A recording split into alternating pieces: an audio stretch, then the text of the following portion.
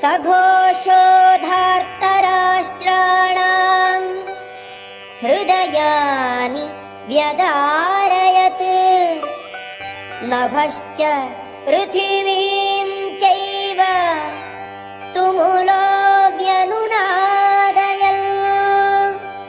ఆ వివిధ శంఖముల ధ్వని అతి భీకరమయ్యను. భూమి ఆకాశములు రెండింటినీ కంపించుచు అది ధృతరాష్ట్ర తనయుల హృదయములను బ్రద్దలు చేసెను.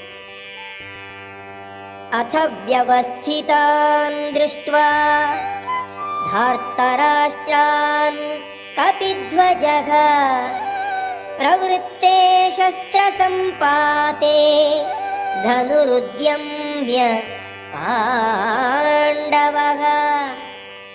హృషీకేశం తదా వాక్యం ఇదం ఆహ